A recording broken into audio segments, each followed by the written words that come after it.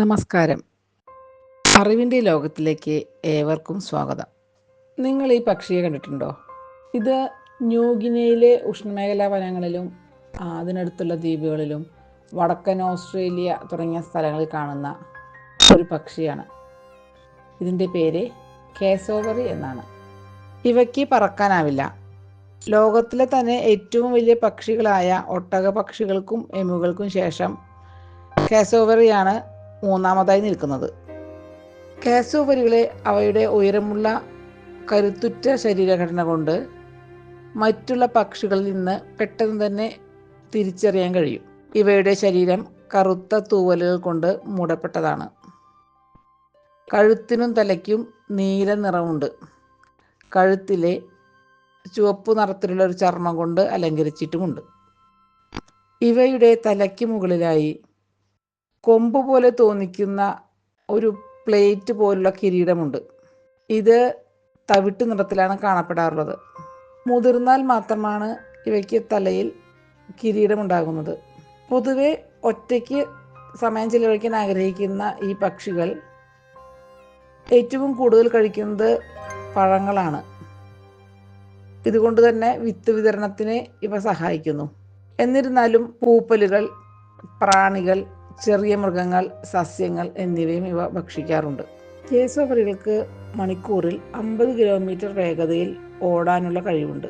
ഇവയുടെ ഉയരം സാധാരണയായി 130 മുതൽ 180 സെൻറ്റിമീറ്റർ വരെ ഉണ്ടാകാറുണ്ട്. ആൺപക്ഷികളെ അപേക്ഷിച്ച് പെൺപക്ഷികൾക്ക് വലുപ്പവും തൂക്കവും കൂടുതലാണ്. ആൺപക്ഷികൾക്ക് 29 മുതൽ 34 കിലോ വരെ തൂക്കമുണ്ടാകാറുണ്ട്.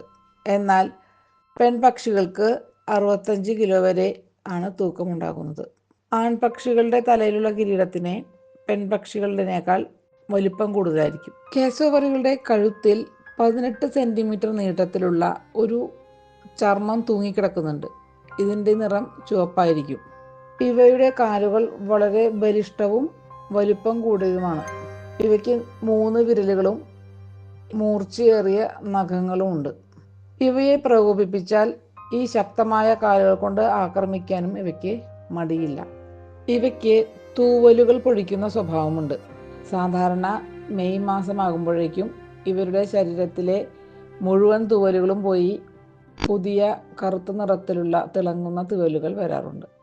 കാസോവറികൾ പറക്കില്ലെങ്കിലും 2 മീറ്ററോളം ഉയരത്തിൽ ചാടാനുള്ള കഴിവുണ്ട്. അതുകൊണ്ട് തന്നെ ഉയരം കുറഞ്ഞ കൊമ്പുകളിലും ചില്ലകളിലുമെല്ലാം ഇവർ ചാടിക്കേറിയിരിക്കാറുണ്ട്. ഇവർ നല്ല നീന്തൽക്കാരാണ്. ഇവർക്ക് മണിക്കൂറിൽ 2.5 കിലോമീറ്റർ വേഗതയിൽ നീന്താനുള്ള കഴിവുണ്ട്. കാസോവറുകൾ പൊതുവെ ഒന്നിലധികം പക്ഷികളുമായി ഇണചേരുന്നവയാണ്.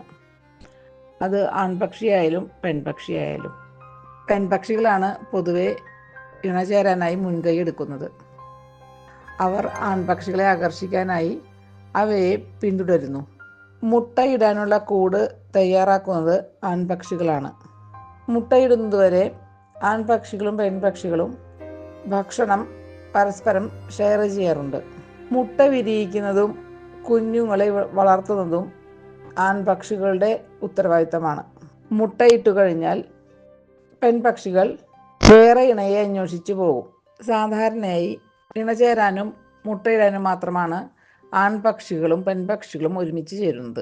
ആൺപക്ഷികൾക്കും പെൺപക്ഷികൾക്കും വേറെ വേറെയായി സ്വന്തം മേഖലകളുണ്ടായിരിക്കും. അവർ അവരുടെ അതിർത്തികൾ കൃത്യമായി അടയാളപ്പെടുത്തിയിട്ടുണ്ടാകും. കാസോവറുകളുടെ അധീനതയിലുള്ള സ്ഥലങ്ങളിലേക്ക് മറ്റുള്ളവർ കയറി വരുമ്പോൾ അവരെ വളരെ ക്രൂരമായി തന്നെ പ്രതിരോധിക്കാൻ ഇവയ്ക്ക് മടിയില്ല. പെൺപക്ഷികളുടെ അധീന പ്രദേശങ്ങൾ ഒന്നിലധികം ആൺപക്ഷികളുടെ പ്രദേശങ്ങളുമായി ഇഴുകിച്ചേർന്ന് കിടക്കുന്നു. കാസോവറുകളുടെ പ്രജനന സമയം പ്രദേശത്തെ അടിസ്ഥാനമാക്കി വ്യത്യാസപ്പെട്ടിരിക്കുന്നു. വടക്കൻ ഓസ്ട്രേലിയയിൽ മെയ് മുതൽ ഒക്ടോബർ വരെയുള്ള മാസങ്ങളിലാണ് പ്രജനനം നടത്തുന്നത്. ഉൾക്കാടുകളിലാണ് ഇവ കൂടുകൂട്ടുന്നത്.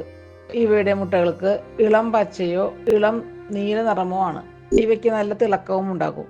ഈ മുട്ടകൾ ഉൾക്കാടുകളിൽ കൂടിനകത്തിരിക്കുമ്പോൾ അവയെ അവരുടെ വേട്ടക്കാരിൽ നിന്ന് മറയ്ക്കാൻ ഈ നിറം സഹായിക്കുന്നു. മുട്ടകൾ വിരിയിക്കാനായി അടയിരിക്കുന്നത് ആൺപക്ഷികളാണ്.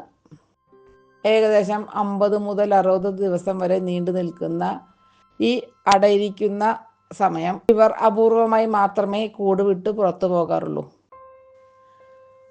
മുട്ടകൾ വിരിഞ്ഞാലും ആൺപക്ഷികൾ തന്നെയാണ് കുട്ടികളെ പരിപാലിക്കുന്നത്.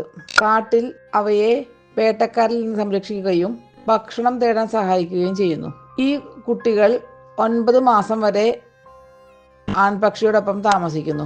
സ്വതന്ത്രമായി ജീവിക്കുന്നതിന് മുൻപായി ആൺപക്ഷികൾ അതിജീവിക്കാൻ ആവശ്യമുള്ള എല്ലാ കഴിവുകളും പഠിപ്പിച്ചു കൊടുക്കുന്നു.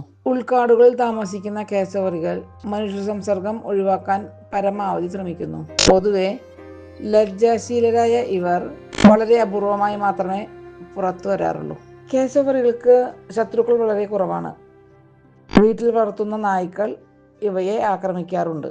മുട്ടകളും പ്രായപൂർത്തിയാകാത്ത കുട്ടികളെയും കാട്ടുപന്നി, മലമ്പാമ്പ്, ഉടുമ്പ്, മുതല, കാട്ടുനായ്ക്കൾ എന്നിവ ആക്രമിക്കാറും കൊല്ലാറുമുണ്ട്. ആൺപക്ഷിയോടൊപ്പം വളരുന്ന കുട്ടികളെ വേട്ടക്കാർ പിടിക്കാൻ വരുമ്പോൾ വളരെ ആക്രമണ സ്വഭാവത്തോടു കൂടി തന്നെ ആൺപക്ഷികൾ അവരെ ഓടിക്കാറുണ്ട്. IUCN റെഡ് ലിസ്റ്റ് പട്ടികയിൽ ഇവയെ ഏറ്റവും ആശങ്ക കുറഞ്ഞ ഇനത്തിൽ പെടുത്തിയിരിക്കുന്നു.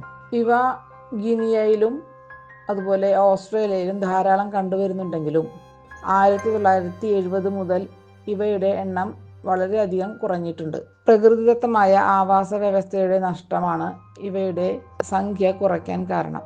ഓസ്ട്രേലിയയിൽ ഇവയുടെ സംരക്ഷിക്കുന്നതിനുള്ള ശ്രമങ്ങൾ നടക്കുന്നുണ്ട്.